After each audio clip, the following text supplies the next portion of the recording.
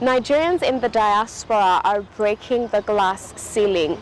The latest is the London to Lagos biker Kunle Adeyanju, who has made Nigeria super proud. He was proudly celebrated by the Vice President Yemi Osinbajo on behalf of President Muhammadu Buhari. About 40 bikers arrived in Abuja for the celebration. It is simply unmissable. Please stay for more details. And a Nigerian in Germany says Nigerians in the diaspora ought to vote come 2023. It is doable, he insists. And do not forget our diaspora and of the moment. Now this is your favorite program, The Diaspora, and I am Koinsola Adetumbi. Please stay with us.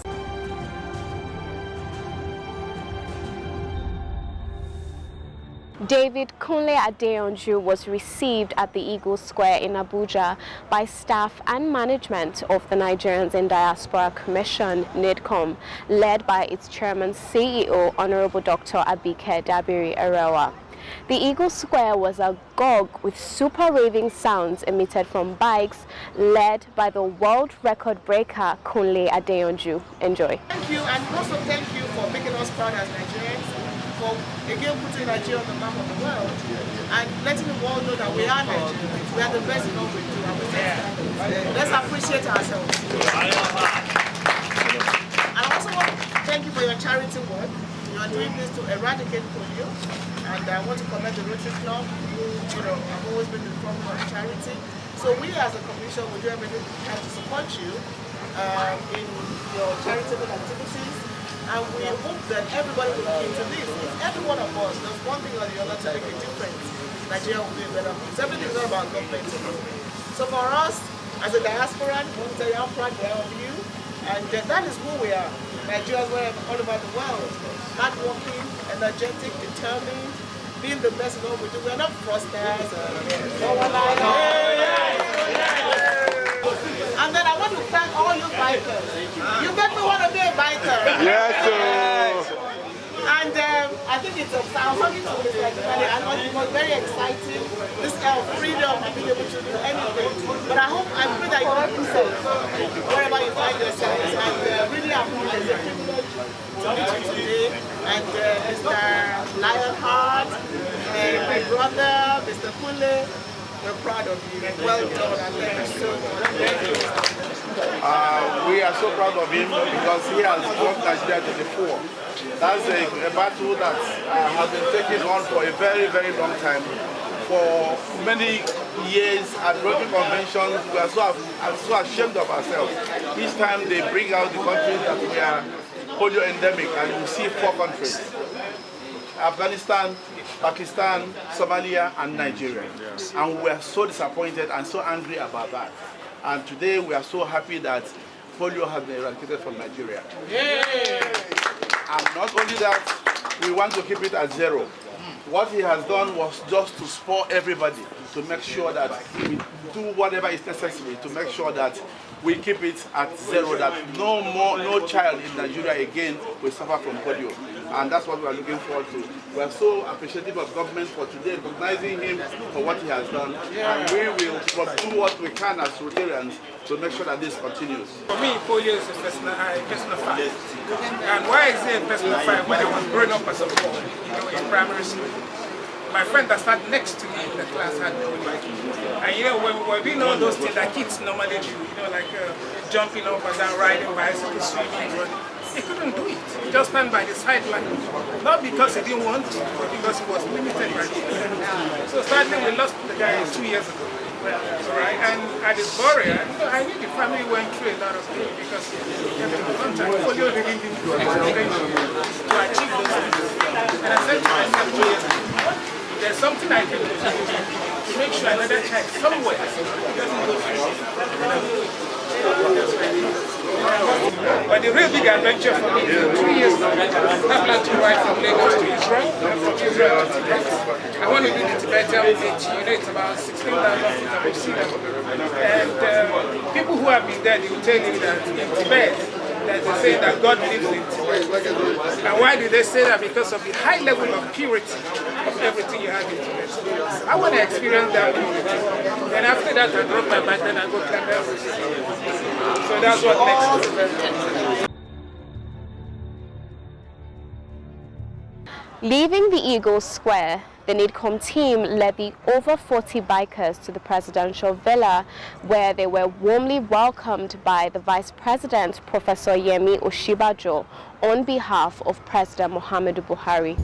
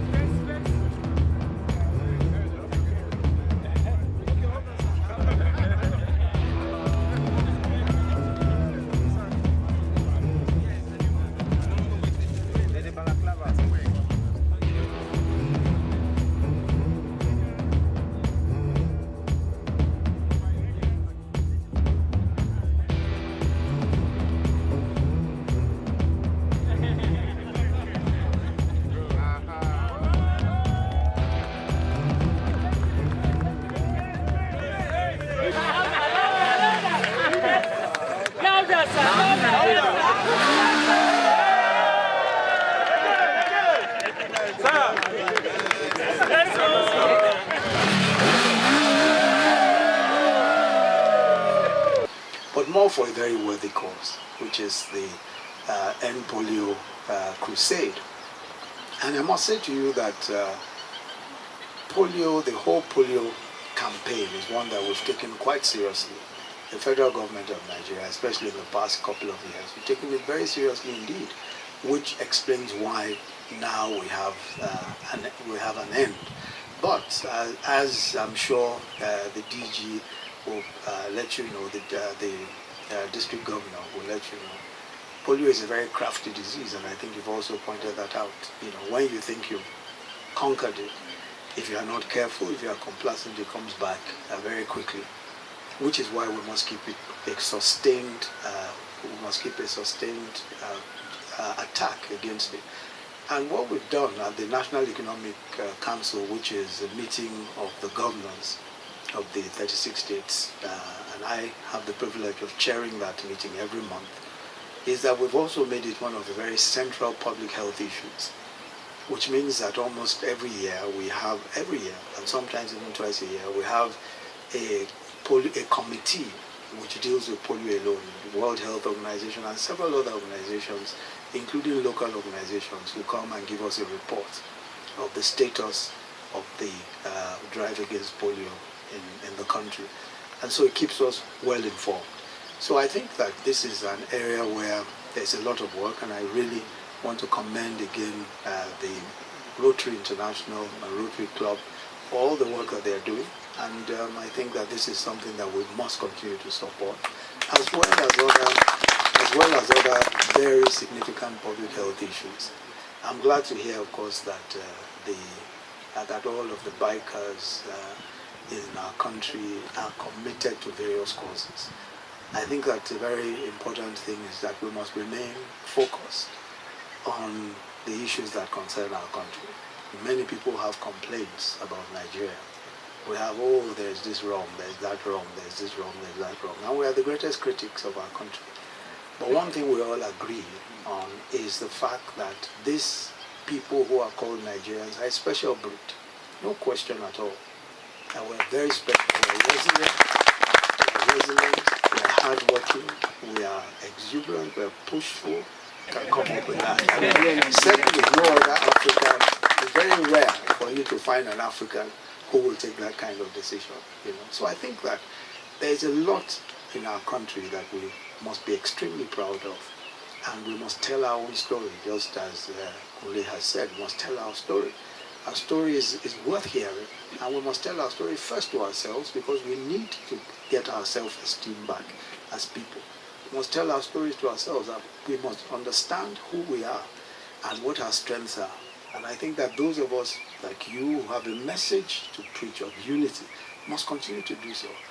This country is strong, and this country is the way it is only because of the very many parts that we are.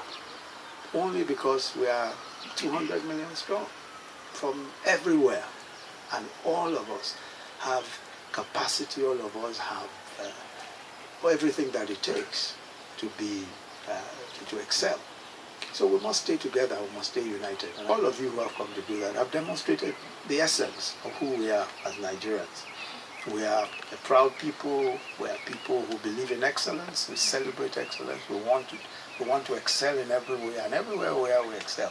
So I want to congratulate you all, not just Kunle, who has done this fantastic thing, but to say to you all that we are extremely proud of the work that you're doing. We're extremely proud of you.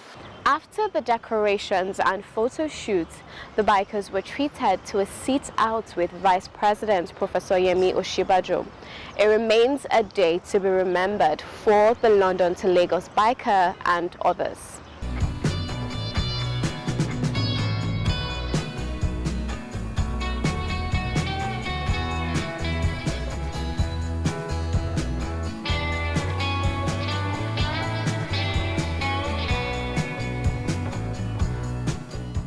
Many thanks, Kunle Adeyanju, for making us super proud. Now let's join boy Alinko for some messages. Ha! Not so fast. Look, I'm tired. I want to check out of this country for greener pastures. Just calm down for a moment. Please sit down. Do you have a job where you're going to? No, but someone is arranging, Listen, Alinko. Checking out of this country without proper planning means one thing. Unimaginable begin. Eh? I've been in the diaspora, but legitimately doing great things at home and abroad. As I've been saying, without the proper footing abroad, the risk is not worth it. Listen, Alinko, it's better to be home than be trapped abroad, or even end up in prison.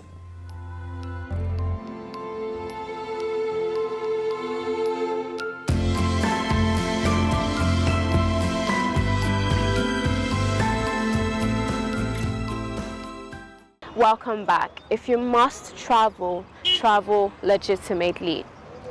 Now, the 2023 general elections are itching closer, and Nigerians in the diaspora are saying, well, give us a chance to vote. Now, take a listen to Ikechukwu Okafor as he reps on the issue. Can we meet you, sir? Tell us a brief about yourself. Where you come from, where you are at the moment, what you do for a living. I'm based in Germany. Where in Germany, sir? In Munich.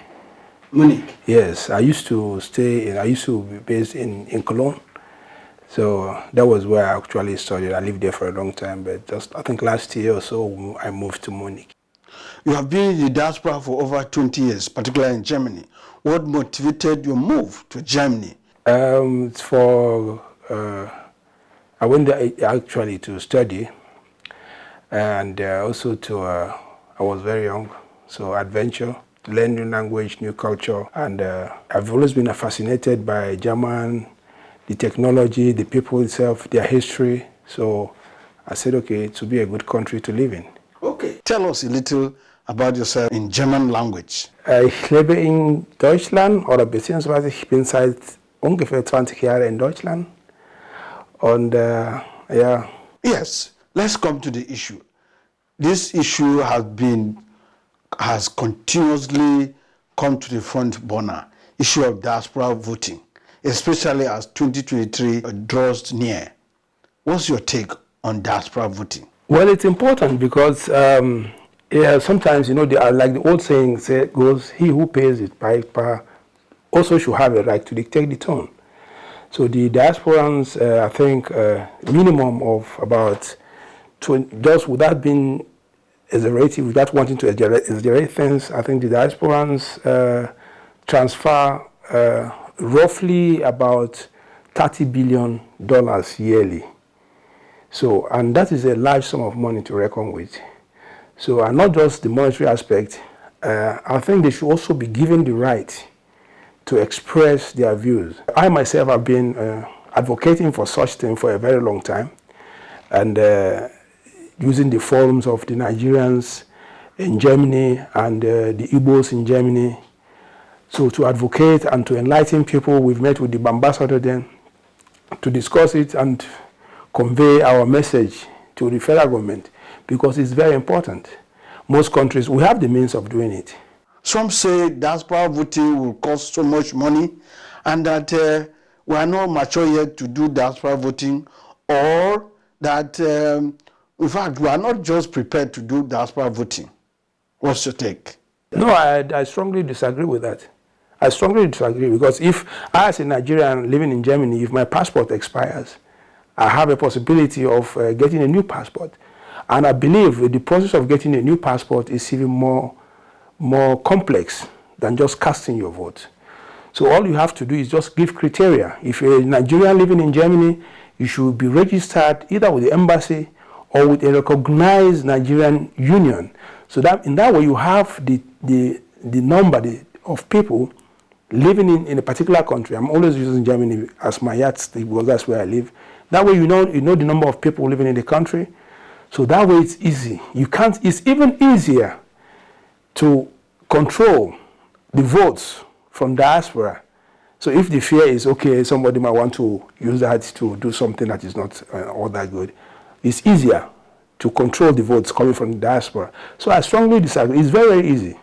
But meanwhile, Independent National Electoral Commission, INEC, says it is ready. The legislature said it is not ready. It needs some technicalities, some constitutional issues. What is your take? I don't think it's a big problem. If INEC, which is supposed to conduct the election and knows, in other words, they were the ones wearing the shoes, they know where it's supposed to pinch. So they should normally be the ones who say that we cannot do this because of technical issues. But they said they are ready. So the National Assembly coming up with the legalities of conducting elections in diaspora is something that could be arranged. They could just take up a sitting, talk about it, and then that's it. It could be arranged. But I don't even say, because sometimes we say things without citing or even quoting. I'm not a constitutional lawyer, so I can't say for sure where it is written in the Constitution. But I don't think the Constitution will prohibit any Nigerian living outside Nigeria from exercising his right as a Nigerian. So we live and die as Nigerians, so why can't we vote? We should be allowed to vote. 2023 is by the corner. Moving forward, what do you suggest? The awareness, because sometimes not having the information or not being informed because does not permit you making informed decisions. So the awareness should be created. If it's being talked about, the people in diaspora, the people back here home, if they sit down, everybody talk, and sometimes, like I said initially, maybe it's fear of the unknown. It's something new. It is everywhere in the world. Sometimes when things are new, people protest against it. But it does not mean you cannot. It's innovative. So, and it's not that innovative that we are doing something that has never been done anywhere before. It is a very common practice. Thank you, Mr. Okafor. Now to our diasporan of the moment. Our diaspora of the moment is Professor Abba Aji. Professor Abba Aji obtained his MBBS from the University of Maiduguri, Nigeria. He is a Fellow of the Royal College of Physicians and Surgeons, Canada, Fellow Royal College of Psychiatrists, United Kingdom, Fellow of the American Psychiatric Association, and Fellow of the Royal Society of Medicine, United Kingdom. He obtained his master's degree in neuroscience from the University of Maastricht, Netherlands, and also a Master's of Business Administration in Healthcare Management from the Smurfit Graduate School of Business, Dublin. Prior to this appointment, Professor Abba Aji was the medical lead for the Integrated Youth Services Initiative in Addiction and Mental Health in Edmonton, the Zone Facility Site Chief, Addiction Mental Health at the University of Alberta Hospital, and the Associate Chair of Psychiatry, Clinical Affairs with the Faculty of Medicine and Dentistry. He has numerous awards, recognitions, and over 70 peer-reviewed publications and book chapters. He was recently appointed as the Chief Medical Director of the prestigious Alberta Hospital, Edmonton, Canada. Professor Abba Aji is the first African to be appointed in this role. Congratulations, Professor Abba Aji. We celebrate you as our diaspora of the moment. Thank you for staying all through the program. We hope it's been worth your while. And in case you have anything to share with us, please don't hesitate to do so as we expect feedback on our show. Remember, you can reach us on all our social media platforms. On Facebook at Nigerians in Diaspora Commission, on Instagram at NIDCOM_Gov, on our YouTube page at NIDCOM_Gov, on our Twitter page at NIDCOM_Gov, and on our website at www.nidcom.gov.ng. You can also join us on DSTV at NTA Network and NTA International on Tuesday at 3:30 p.m., on NTA International on Friday at 3:30 a.m., on NTA International on Saturday at 11 a.m., and on NTA News 24 on Sunday at 10:30 a.m. And you can join us on WAP TV on Thursdays at 9 a.m. and on WTV on Wednesdays and Sundays at 8:30 p.m. And you can join us on Ben TV London at 4:30 p.m. on Saturday. I remain your host, Koinsola Adetumbi. See you next time.